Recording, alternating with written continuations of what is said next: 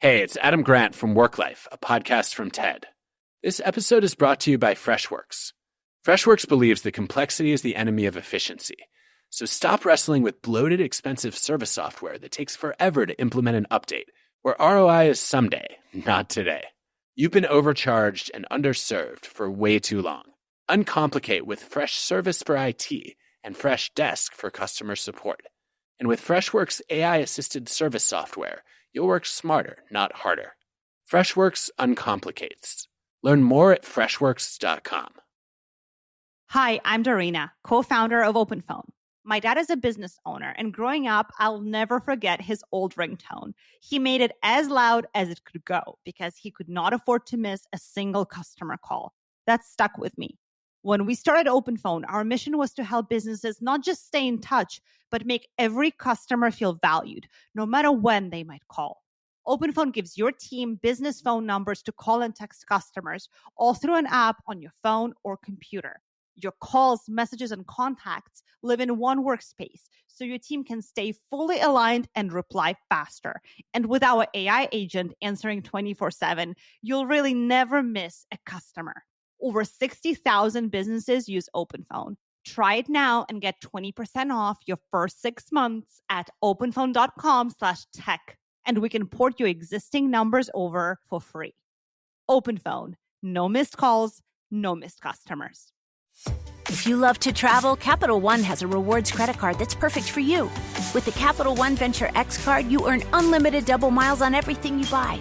Plus, you get premium benefits at a collection of luxury hotels when you book on Capital One Travel. And with Venture X, you get access to over 1,000 airport lounges worldwide. Open up a world of travel possibilities with the Capital One Venture X card. What's in your wallet? Terms apply. Lounge access is subject to change. See CapitalOne.com for details. You know what's wild? Most people are still overpaying for car insurance just because it's a pain to switch. That's why there's Jerry. Jerry is the only app that compares rates from over 50 insurers in minutes and helps you switch fast with no spam calls or hidden fees. Drivers who save with Jerry could save over $1,300 a year. Before you renew your car insurance policy, do yourself a favor. Download the Jerry app or head to jerry.ai/ACAST. This is the Daily Tech News for Wednesday, September 10th, 2025. We tell you what you need to know. We follow up on context, and we do our darndest to help each other understand. Today, Dr. Nikki is going to tell us how to properly track your horse. And we discuss what Apple left out of its big iPhone announcement on Tuesday. I mean, you have a horse, right? We all have a horse. I have a horse. Who doesn't? Aspire to have a horse. I am horse aspiring Tom Merritt. I do not have a horse. I wish I did, but I am Sarah Lane. Let's start with what you need to know with the big story. Tuesday was the day for Apple to make its big old product announcement. And of course, Jason and I talked about it yesterday. Today is the day when we tell everybody the stuff that they didn't say in the big announcement and what existing Apple device owners are going to get, because you don't have to buy a new thing to get some new stuff. First of all, you get a new operating system. iOS 26, iPad OS 26, watchOS 26, macOS 26, and visionOS 26 will all arrive Monday, September 15th, as is tradition, earlier in the week before the new phones ship. So you get the operating system before the new phones arrive. New phones will, of course, arrive with iOS 26 pre-installed. Interestingly, you may have noticed I didn't say tvOS 26, which makes a lot of folks think there will definitely be a second fall announcement, as Apple often does, that will include a new Apple TV. And so they're holding the operating system update for that. Haven't had a new Apple TV in 4 years or something, I think. Yeah, so, the 4K is the last model. Yeah, we're due. You'll want to go to Engadget or somewhere like that if you really want to be sure whether your device is compatible with these new operating systems. Short version is Apple Watch Series 6 and later, as well as the second-gen Apple Watch SE, all the Apple Watch Ultra models, most Macs from 2020 or later, as well as the 2019 Mac Pro and the 16-inch MacBook Pro from 2019. And then iPad models are kind of hard to summarize. They're all over the place, like first-gen, third-gen things. So if it's a recent iPad, you're probably good. Otherwise, go look it up. The only thing that I would really say, and we had a really fun live stream when we were watching the event yesterday, But my real disappointment wasn't so much like, oh, they, didn't give me the iPhone that I wanted. In fact, the iPhone Airs, I'm excited about that, even though I don't need a new iPhone. But yeah, the tvOS and Apple TVs in general, because I have a couple in my house and I have for some time, I was hoping to hear something about that. What I would love is for there to be another announcement later on. But tvOS by itself feels like a thin announcement, unless it's just something that Apple's been doing the last couple of years where they just say, like, here's the deal. No, if we get a second announcement, I think you're right. We'll get more than just the Apple TV. I don't know if that'll be a new laptop, new iPad. There's lots of rumors out there. Maybe we finally get the HomePod update that people were talking about. That was rumored. Yeah. No HomePod announcement at all. Nothing even mentioned about anything, Apple Kit really. They could do an Apple smart home focused announcement with a HomePod, an Apple TV, maybe some AirTags. Yeah. And announce maybe a new series on Apple TV Plus. The one that follows you, maybe that finally gets announced or something. I don't know. What, the Amazon Astro? No, not the Rolly robot. Remember, there's the one from Apple that sits in one place, but it follows you around. Yeah, you mount it, and it's the iPad that is also your home system. The iPad that's always watching you. That's what we all want. A few other bits and pieces that weren't in the main announcement. The A19 Pro chip in the iPhone Air only is listed as a 5-core GPU, unlike the one in the iPhone Pro, which has a 6-core GPU. So that likely means they disabled a core, aka binned it in the Air, probably to save battery life. If you liked the live translation feature of the AirPods Pro 3, good news. It will also work on the AirPods 4, the regular old AirPods 4, and the AirPods Pro 2. Yay. Just need to make sure you update the firmware. That excites me because I was like, that's cool. I don't really need it, but because I'm not going to buy a new pair of AirPods, but I've got the Pro 2. And this is a situation where I don't need it every day, but I can think of scenarios where, you meet somebody on vacation and your friends, and this would make everything so much easier. Yeah, and I think Terrence was the one who noticed the way they said AirPods Pro 3. He's like, is that going to work on the old ones? And the answer is yes. That hypertension alert will also work on the Series 9 and Apple Watch Ultra 2 or later watches. So as a firmware update, basically you need the S9 chip or later. The sleep score appears to be just an OS update because the sleep score will work on Series 6 watches and later, although it's going to ruin your battery life for a Series 6. It'll also work on the second gen SE. Apple extended the free satellite service for one more year. iPhone 16 users were going to keep getting it free for another year, but now iPhone 14 and 15 users will get another year of free satellite service. That means the iPhone 14 people are getting years and years of this stuff. And Apple's Beats launched a new case several new cases for the new iPhones, one of which has a removable lanyard that you can use as a kickstand, which was kind of nifty. That one's $59. That's an expensive lanyard, but well, you get the case too, right? And the kickstand. It's it's Apple after all. 3-in-1. Yeah. All the models in the new line of iPhone 17 have memory integrity enforcement. This is built on the enhanced memory tagging extension. If that makes sense to you, that's good news. If it doesn't, all you need to know is it makes it harder for spyware makers like Pegasus to take advantage of memory leaks and hack your phone. This is similar to what Windows 11 does to prevent speculative execution attacks, and also takes advantage of ARM's MTE, which Android also takes advantage of for memory security. Apple says that it is on by default, and even though older chips don't have it built into the chip the way the iPhone 17 does, it will still be available and offer some protections on older phones, and, in Apple's words, has virtually zero CPU cost, so you shouldn't see a performance hit. Well, that's got to be good news for some folks. On by default, I don't really see a great need to turn it off, but it's nice that you have an option. Yeah, you don't have to go at it, which these things are really meant for very sophisticated users like journalists or whistleblowers and stuff. And so sometimes they're like, yeah, this advanced protection could be a performance hit. You have to ask to turn on certain things. This one you don't, because they're basically like, it's not going to hurt the performance. Let's turn it on for everybody. DTNS is made possible by you listening right now. Thank you to Jeff Wilkes, Tim Deputy, Brandon Brooks. We have new patrons, Derek, Scott, and Edie. And raises from Dodge and Scott. Oh my gosh, thank you all. In business, they say you can have better, cheaper, or faster, but you only get to pick two. What if you could have all three? You can with Oracle Cloud Infrastructure. OCI is the blazing fast hyperscaler for your infrastructure, database, application development, and AI needs, where you can run any workload for less. Compared with other clouds, OCI costs up to 50% less for compute, 70% less for storage, and 80% less for networking. Try OCI for free at oracle.com/dailytech. Oracle.com/dailytech. Picture this. You're in the garage, hands covered in grease, just finished up tuning your engine with a part you found on eBay. And you realize, you know what?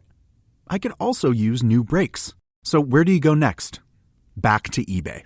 You can find anything there. It's unreal. Wipers, headlights, even cold air intakes. It's all there. And you've got eBay Guaranteed Fit. You order a part, and if it doesn't fit, send it back. Simple as that. Look, DIY fixes can be major. Doesn't matter if it's just maintenance or a major mod. You got it, especially when things are guaranteed to fit. So when you dive into your next car project, start with eBay. All the parts you need at prices you'll love. Guaranteed to fit every time. eBay. Things people love. Banking with Capital One helps you keep more money in your wallet with no fees or minimums on checking accounts and no overdraft fees. Just ask the Capital One bank guy. It's pretty much all he talks about, in a good way. He'd also tell you that this podcast is his favorite podcast, too. Ah, really? Thanks, Capital One bank guy. What's in your wallet? Terms apply. See CapitalOne.com/bank. Capital One N.A. member FDIC. If you're a maintenance supervisor at a manufacturing facility and your machinery isn't working right, Grainger knows you need to understand what's wrong as soon as possible. So when a conveyor motor falters, Grainger offers diagnostic tools like calibration kits and multimeters to help you identify and fix the problem. With Grainger, you can be confident you have everything you need to keep your facility running smoothly. Call 1-800-GRAINGER, click Grainger.com, or just stop by. Grainger, for the ones who get it done. You know what's wild? Most people are still overpaying for car insurance just because it's a pain to switch. That's why there's Jerry. Jerry is the only app that compares rates from over 50 insurers in minutes and helps you switch fast with no spam calls or hidden fees. Drivers who save with Jerry could save over $1,300 a year. Before you renew your car insurance policy, do yourself a favor. Download the Jerry app or head to jerry.ai/acast.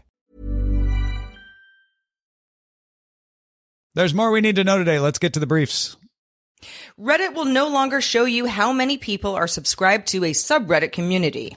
The number has been replaced by how many visitors in the subreddit had in the last week, based on a rolling 28-day average, as well as the number of posts or comments made in the past 7 days.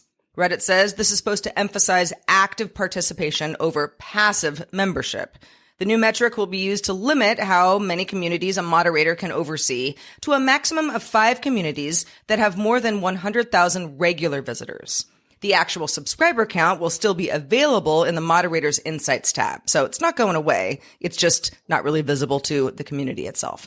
Thanks to Motang, who posted this on our DTNS subreddit. Yeah, and thereby adding to the active participation comment count. I can see where this would annoy some folks because people don't like change. Yes, but I liken it to somebody who has 2 million followers on X or something like that. It's like, how engaged is the community? That number doesn't tell you much. And a subreddit is no different. It's like maybe a lot of people used to be active and aren't anymore. What's important for a lot of folks, especially if you're getting people who are discovering a subreddit for the first time, it's like how active are we here? You know, who's talking? Who am I going to engage with? And so I think this is smart on Reddit's part. Yeah, it makes practical sense in being able to make sure moderators don't get overloaded by having an actual count that is reflective of activity, like you say. And it's also interesting to me to know, like, oh, I know we have, 20,000 subscribers or whatever it is. I don't even remember what it is off the top of the hand, but how many of those are actually here? Well, now I can see. Like, this is how many, I can see kind of how many are posting just based on the post, right? But now I can see like, oh, but there's a lot of people still reading it. So that's important. Yeah. I think also advertisers are going to be very interested by this kind of data. Instead of, well, this community has 1 million people in it. Well, but 15 people post regularly. That's all good data for Reddit and folks who want to advertise. Definitely. Speaking of Reddit, they are part of a group of publishers that also include Yahoo, Medium, Quora, and People Inc., the magazine makers, that announced support for a standard called RSL, or Really Simple Licensing. It's sort of inspired by RSS, Really Simple Syndication. RSL lets content creators enforce licensing terms on data crawlers. RSL, in fact, works on top of the robots.txt file, which also does that. But robots.txt can basically say yes or no. Like, you are allowed to crawl this site, you are not allowed to crawl this site, and the crawlers don't have to honor it. It's there as a thing for them to look at and decide if they want to play along. RSL can not only block, but also require licensing and royalty terms to be honored if you want to crawl the site. It can work not just on websites, but on online books, videos, and training data sets. It was developed by the RSL Collective, which is headed by Eckert Walther, who worked at Netscape when they developed RDF, which eventually evolved with Walther's help into RSS, along with former Ask.com CEO Doug Leeds. Those are the folks behind the RSL Collective. RSL supports multiple licenses, so you can have a free license that says, hey, you can crawl this at no charge. You can require a subscription, like anybody who's subscribing to crawling your site can crawl it. You can have them pay per crawl. Every time you want to crawl my site, you got to pay me, or pay per inference. That last one requires a company to pay every time a crawled piece of data is used in an answer by a chatbot. So if they link to your website, for example, a CDN called Fastly is required to be plugged into your site to administer the license scheme and do the bouncing of the bots, admitting them or not. You can still use RSL without it, but there's no way to force the bots off unless you're using Fastly. That's similar to how Cloudflare's system works, and some people are suspecting Cloudflare might sign up for this. Sites would have to implement RSL and sign up for Fastly in the meantime if you want to make the entire scheme effective. RSL is free to implement, and you can sign up to learn more, although I couldn't, in the short amount of time I spent there, find the instructions. But you can sign up to learn more at rslcollective.org. This sounds like a great idea in theory. Instead of you can either crawl or you can't crawl, which is the robots.txt, this would be here. And here are the ways that if you do decide to crawl, we think this would be okay. This is what we need from you. And yes, maybe it's per crawl, maybe it's some blanket license type thing. I of course, my pessimistic version is, well, if you can just get around this, then what's the point? Yeah. And that's why you need the Fastly part of this. And that's why I was a little disappointed that it wasn't more obvious how to get this rolling on my site, especially because it's got big publishers behind it. Like, I should have been taken when I registered right to a page that says, here's what you need to do. Here's the documentation. I'm sure that exists, but it was not immediately obvious. So I have a lot of questions of like, do I have to pay Fastly in order to do the bouncing? Because yeah, that could pay for itself if I've got enough people wanting to crawl my site. But it's not guaranteed, and that's an impediment.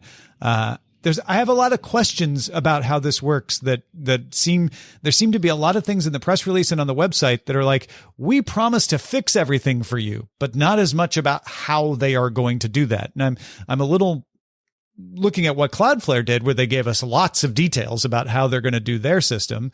Although their system isn't as foolproof as this one sounds, at least I know how that one works. So I'm intrigued and excited to learn more, but I have a lot of questions because my first impression was this sounds a little like Do Not Track, where Firefox ended up being the only browser that really stuck to it, and then it ended up just not doing anything. Yeah. Well, as promised, just yesterday in 2021, Spotify is launching lossless music streaming support. Only took a few years, but hey, it's here. If you pay for a premium account, you can stream almost all music up to 24-bit, 44.1 kilohertz FLAC quality. Access has begun in 12 countries, with 50 countries in total getting the feature by the end of October.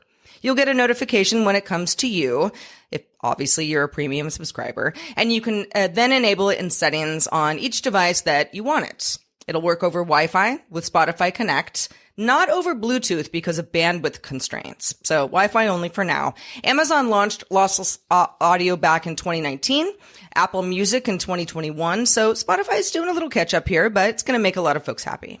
Yeah, I know a lot of people who have been dying for this. Not literally, but really, really excited to have really this. wanting it. Yeah, exactly.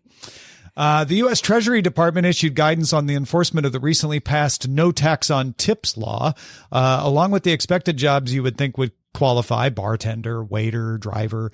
It includes, Sarah, digital content creators. Ooh. That includes podcasters, social media influencers, and streamers. I'm one of those three. Actually, I'm two of those three.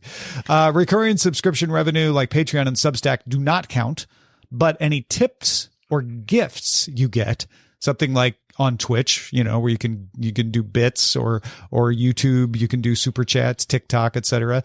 Those might count. The deduction maximum is $25,000 a year. So if you make more than $25,000 in tips, then above $25,000 is taxable. And it phases out if you make more than $150,000 a year, or if you're in a married couple, the couple filing together makes more than $300,000 a year. But I suspect we're going to see a lot of creators start to really push their PayPal donation, their Venmo donation, their tip jar, their gift giving versus the subscriptions if they're making less than $25,000 a year because they don't want it to be taxed. Yeah, I wouldn't blame them either. And by the way, Tom, you are an influencer, so don't sell yourself short. Am I, though? And is that a compliment? I don't know. It's actually a term I don't like very much because I'm like, stop influencing me. Yeah, you can influence me. But yeah, I think it's here to stay, or at least for now. I'm very intrigued. Put it that way. A couple Amazon news notes for you here. The Information reports that Amazon is working on smart glasses with an embedded display. Amazon's Echo frames currently only provide audio. They don't have camera sensors. And Amazon's autonomous car service called Zoox, that's Zoox, will begin offering free rides to passengers on the Las Vegas Strip. Zoox has purpose-built vehicles with 2 rows of seats that face each other and no driver's seat. How very London cab of you, Zoox. Minus the driver. Minus the driver, right? This is like a shuttle service, basically. The people who've ridden it in the CNET article I read were saying that it feels like taking the airport shuttle, between terminals, because you're just sitting in a thing that moves. And it's got a fixed route. Basically, it goes from the Resorts World to the Luxor with a couple of stops in between. So you can't just take it anywhere. You got to be going to one of the hotels that's on its route. And I think it can go nonstop between those. But in Las Vegas, not just free to roam. Such a good place for this, though, right? It's like you get off, you're playing at McCarran. You're going to one of 5 hotels on the Strip. This is going to work out nicely, like a shuttle service. That's Sadly, it doesn't stop at McCarran. Oh, well, never mind. Yeah. Yeah, that would be nice. This is basically if you're at a conference and you need to get from the Luxor to Resort World, you can jump in one of these. Well, we've all been there, so it's going to come in handy. That's for sure. Everybody going to CES, you're going to love it if it works. Oh, it also stops at Topgolf, Area 15, and New York, New York. So there you go. Okay, all right. Yeah. I think I mentioned on a DTNS Live a couple months ago that I see Zooxes, if that's the plural, in my neighborhood. It's in testing, obviously. Yeah. I haven't seen anybody like a passenger or anything. They're like little vans. They're very cute. But Amazon's definitely, they're trying out other locations. That's for sure. Counterpoint Research issued its estimate for the market share of premium smartphones, aka the iPhone, Samsung Galaxy S, Pixel, stuff like that. So you're not your cheap phones, not your mid-range phones, your top-of-the-line phones. And Apple, as you might guess, still dominates premium smartphone sales worldwide with 62% of the market. Sales of iPhones rose 3%, according to Counterpoint, but its share of the market declined from last year's 65%. Samsung didn't take that share because Samsung's market share stayed at 20% despite raising its sales 7%. Huawei came in third. Sales of Huawei rose 24%, but that only increased its market share 1%, right? So basically market share was growing at the lower end to keep these big rises in sales from increasing market share very much. Xiaomi, for example, raised its sales 55%. The big winner is Google. Pixel sales rose 105% year over year, putting it back in the top 5. It had dropped out of there. Gosh, I did not realize the Pixel wasn't in the top 5 last year. Yeah. That's why a lot of people are like, Pixel's a hobby for Google. But this indicates that, maybe the tide is turning on that. The information also reports that Microsoft plans to use models from Anthropic for new features in its Office apps. Reportedly, Claude was better at certain tasks, like creating a PowerPoint presentation. Microsoft is a major investor in OpenAI and has exclusive rights to some usages of its frontier models, but has been in negotiations about changes to that agreement as OpenAI tries to become a fully for-profit company. Yeah, this broke when I was doing my office hours stream yesterday, and my initial reaction is still my reaction, which is Microsoft would have done this anyway. They want to diversify, and if Claude really is better at PowerPoint presentations, then they're going to want to use that, right? They're going to want to use whatever is best, whether it's their own internal model or one of the frontier models they have exclusive access to, or Claude. That doesn't mean they aren't using this as leverage in their negotiations with OpenAI, though. Yeah. Well, Microsoft and OpenAI have their relationship, as AI changes by the day, has changed a bit. So I'm with you on this, that Microsoft is looking for other solutions. I think they'll work it out. I think Microsoft and OpenAI will end up figuring this all out. Don't you think? They'll end up friends. I believe in them. They'll get married. It's fine. Those two. IEEE Spectrum reports that a company called Modos has developed an e-ink display with a refresh rate up to 75 hertz. Now, if you're like, hold on, is that good or bad? I'm not up on refresh rates. LCD displays start at 60 hertz, and like your really good displays are 120 hertz. So 75 is better than a lot of mid-range phone refresh rates. Most e-paper displays refresh at 10 hertz. The ones where you press a button and it takes a minute to change. That's what we're talking about. Some have gotten close to 60 hertz, but 75 hertz is a new record. The way they did it was to combine standard e-paper panels with an open source FPGA based display controller. And they were able to make it reach 75 hertz refresh rate on a 13-inch panel with a 1600 by 1200 resolution. They also did it on a smaller panel, which would be easier, a 6-inch panel. The controller has local control of pixels. That's one of the ways they're able to do this. So they can flip the pixels as needed rather than the typical way e-paper does it, which is 2 states. One is static and the other is updating the entire screen at once. The Modos Paper Monitor and Dev Kit is now available if you want to crowdfund it on Crowd Supply and give a little money to the cause. Orders are expected to ship in January, or you can DIY it. The code and the schematics for Caster Glider and the API are open source and available on GitHub. I have to be honest, I was not familiar with Crowd Supply until this story. Oh, yeah. As a crowdfunding organization, that one doesn't get a lot of attention. Yeah, I was unfamiliar with it either. So that's a good one to be aware of. And if you look at the video, you'll see this isn't quite like e-paper that's indistinguishable from a grayscale LCD screen. Mm-hmm. You still see a little bit of, of trailing refresh, even at 75 hertz, but it's good. It's good enough to actually play a video on.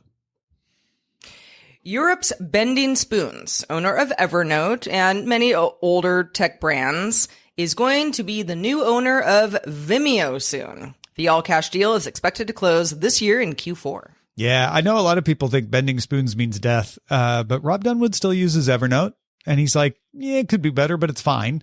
We have StreamYard that we're streaming on and recording on that is now owned by Bending Spoons, and they keep adding features. They keep developing it. But it is sort of kind of telling that, Vimeo, they're going the way of Meetup. Well, Vimeo back in the day was like a YouTube alternative, but much more for like artsy people.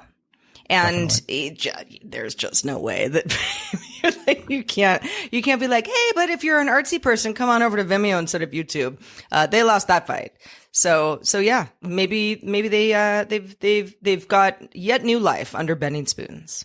Well, those are the essentials for today. Let's dive a little deeper. You may have heard of pet trackers before, usually for dogs and cats. Not today, people. I caught up with Dr. Nikki to discuss a new horse fitness band. So, Dr. Nikki, we're talking about horses today. You wouldn't expect this on DTNS briefing, but today's the day. What's the deal? I always bring you guys something crazy. So if you are a smartwatch fan, you may have noticed that Garmin kind of out of nowhere came out with a horse tracking device called the Blaze. And of course, I wanted to cover this because it's weird, but actually I think it's really cool. All right. So what is this tracker? What does it do for someone who has a horse and wants to keep tabs? Yeah, it's honestly very close to a smartwatch for horses in terms of your activity tracker. It's actually the same look as a Garmin smartwatch, but it goes into a little strap that goes around the horse's tail. I think people are starting to want to corner the market for pet trackers, and you would think cats and dogs would be the first ones to get a device, but it's really hard to measure an animal's heart rate through their fur.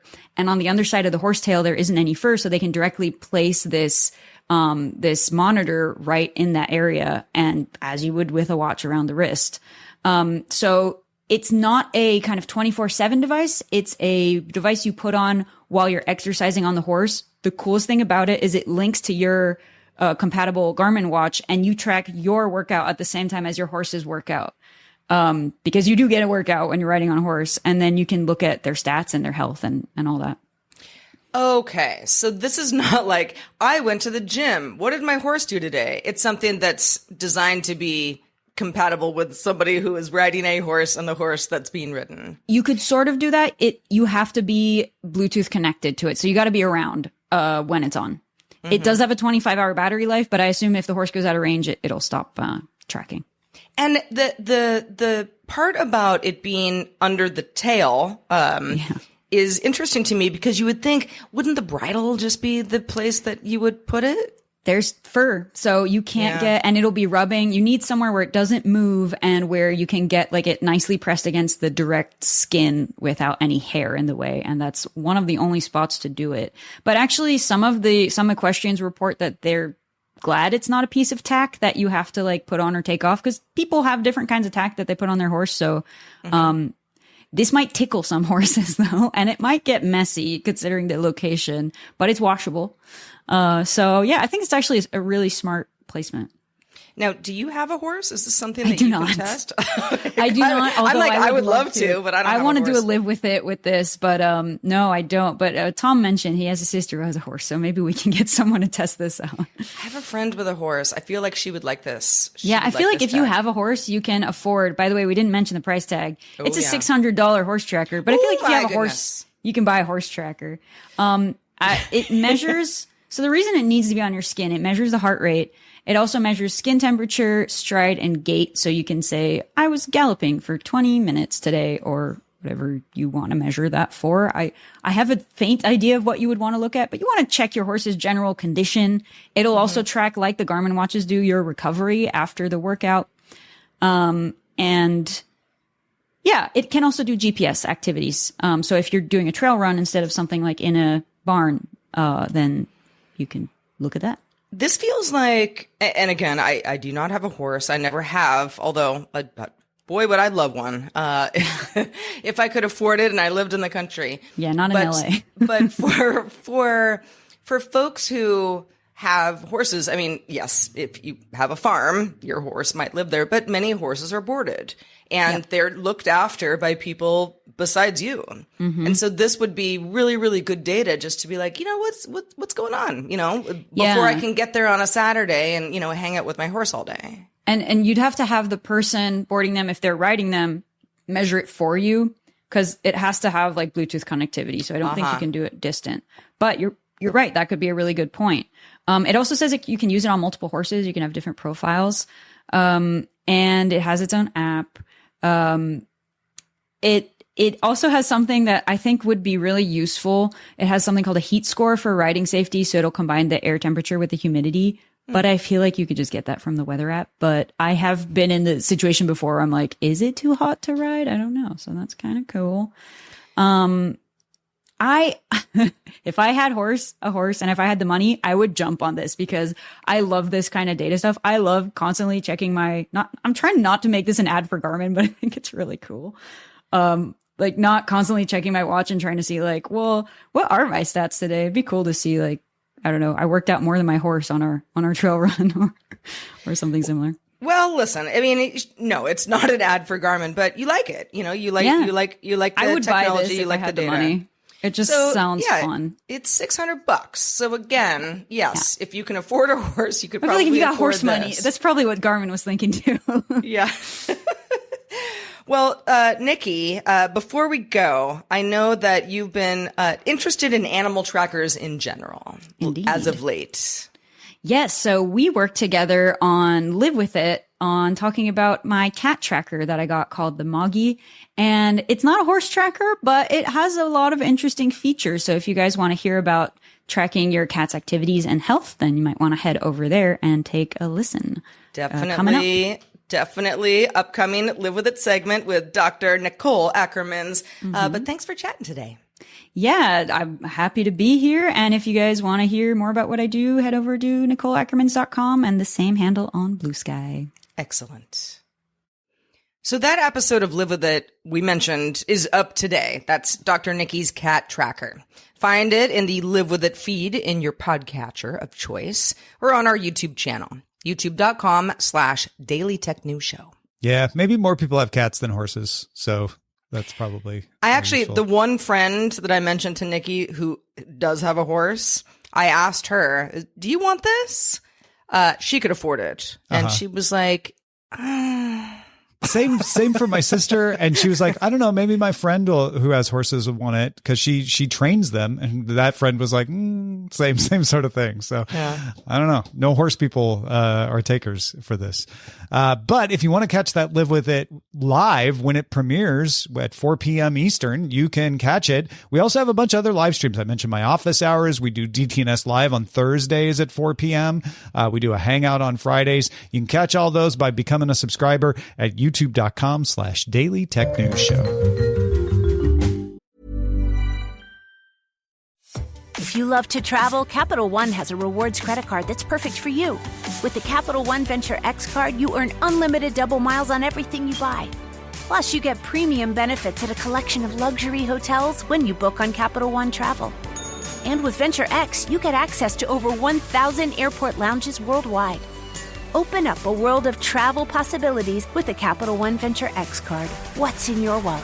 Terms apply. Lounge access is subject to change. See CapitalOne.com for details. Hey, it's Maya and Sim from the Girls That Invest podcast. If you are an IT or security pro, you know managing devices, identities, and applications can feel overwhelming and honestly risky. That's where Trellica by 1Password comes in. It helps conquer SaaS sprawl and shadow IT by discovering every app your team uses, managed or not. With pre-built app profiles, you can assess risk, manage access, and even optimize your software spend. Plus, it simplifies onboarding, offboarding, and compliance, all while cutting costs by eliminating unused licenses. Take the first step to better security for your team. Learn more at onepassword.com/special offer.